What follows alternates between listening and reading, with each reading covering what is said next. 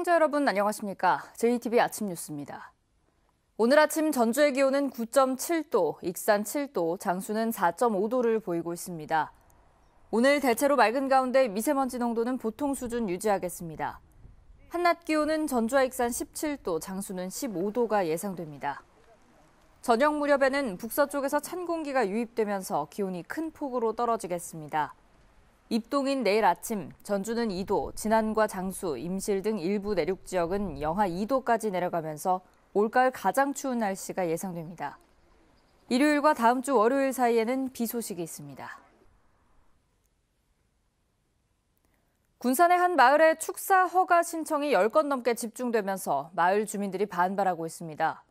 축사 거리 제한 규정을 강화하자 규정을 피해갈 수 있는 곳을 찾다 보니 허가 신청이 한 곳에 몰리고 있는 겁니다. 김진형 기자의 보도입니다.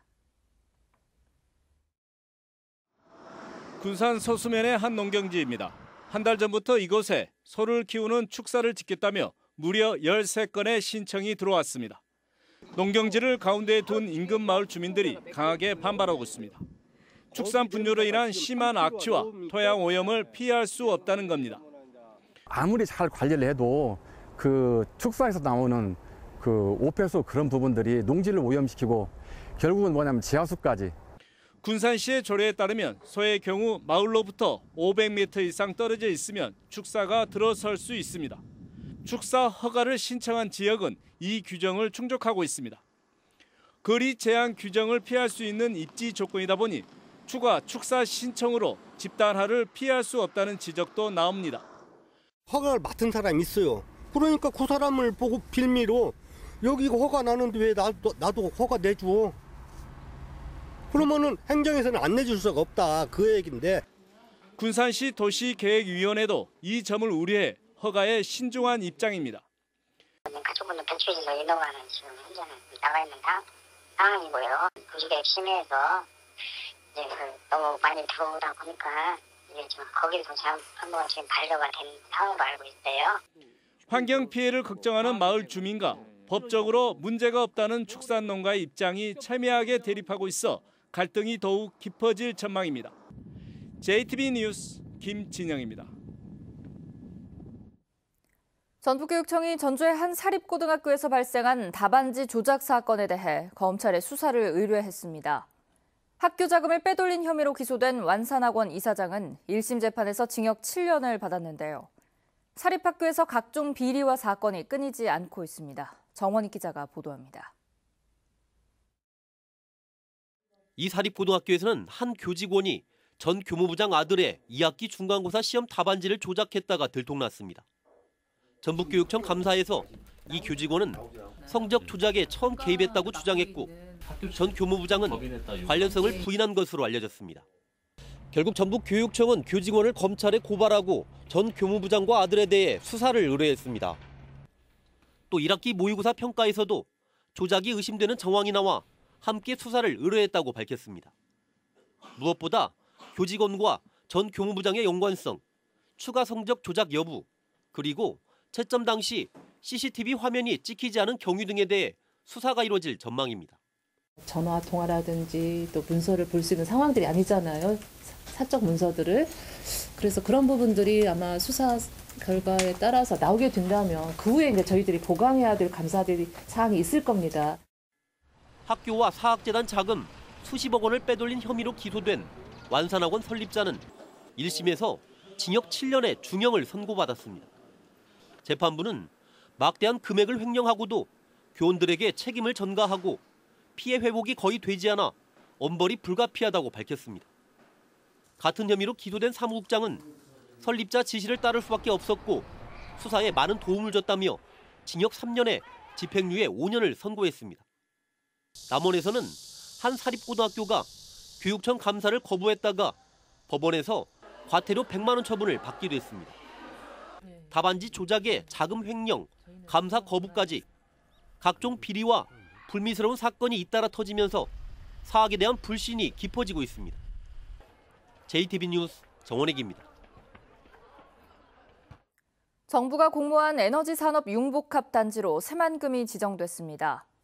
신재생에너지 연구개발과 인력 양성, 관련 기업에 대한 국가 차원의 지원이 가능해져 전북의 신재생에너지 산업 발전에 도움이 될 것으로 보입니다. 하원우 기자입니다.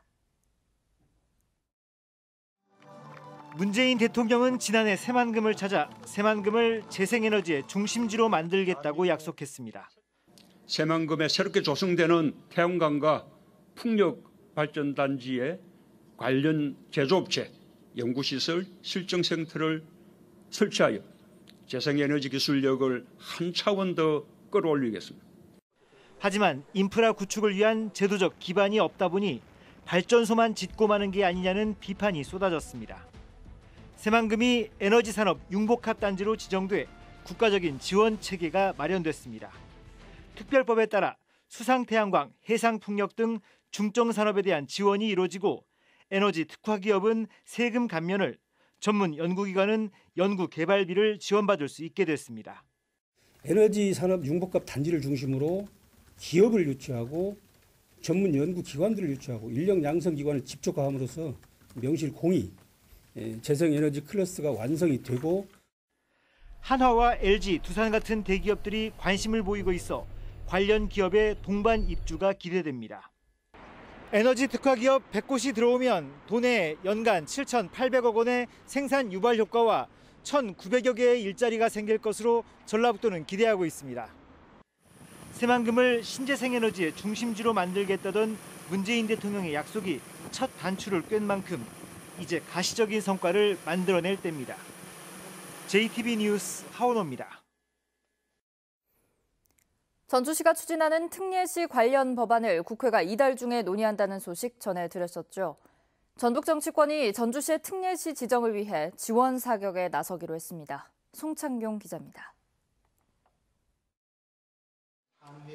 내년도 정부 예산안을 심의하기 위한 자리. 바른미래당 정운천 의원은 광역시와 비광역시 사이에 예산 차별이 크다는 점을 강조하며 특례시 얘기를 꺼냈습니다. 1986년에 광주시가 광역시로 승격될 때 전주시보다 예산이 2배 많았지만 2017년에는 4배로 확대됐습니다. 1997년에 광역시로 승격한 울산시 역시 전주시와의 예산 차이가 4배 가까이로 늘었습니다. 때문에 전주와 청주 등 도청 소재지에 대한 특례시 지정이 필요하다는 겁니다.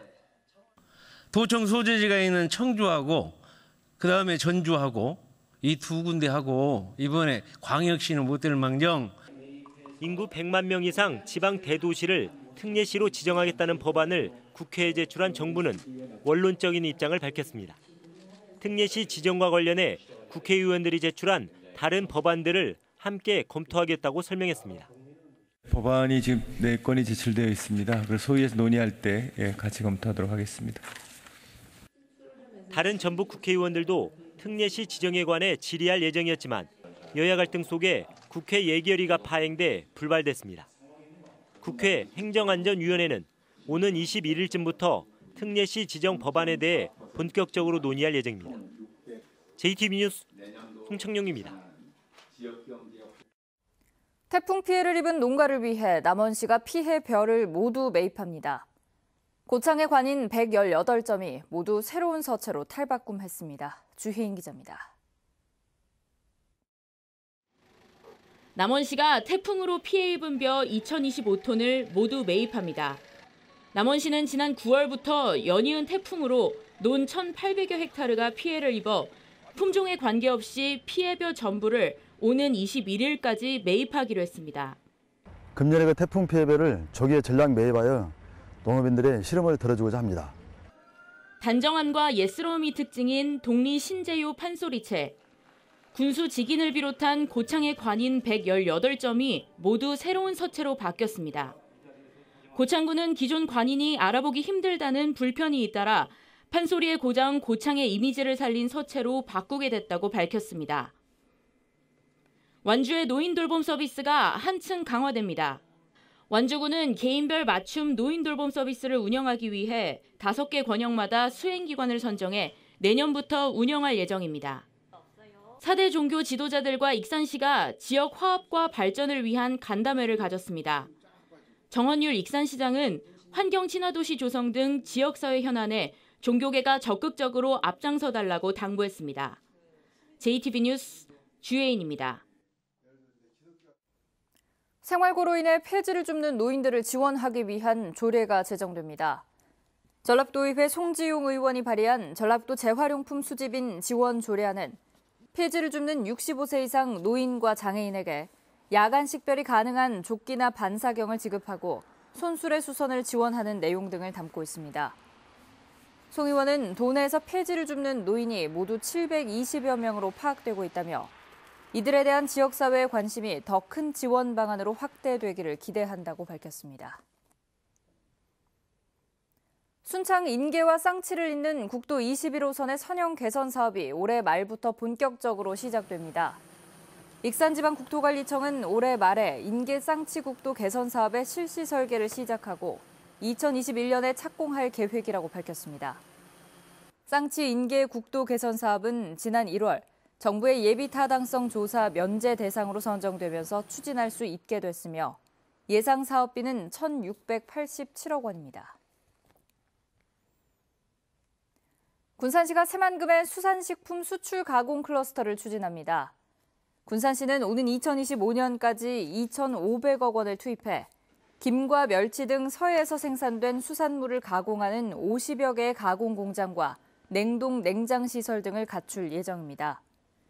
클러스터가 가동에 들어가면 1,100개의 일자리와 연간 3,500억 원의 부가가치가 창출될 것으로 기대하고 있습니다.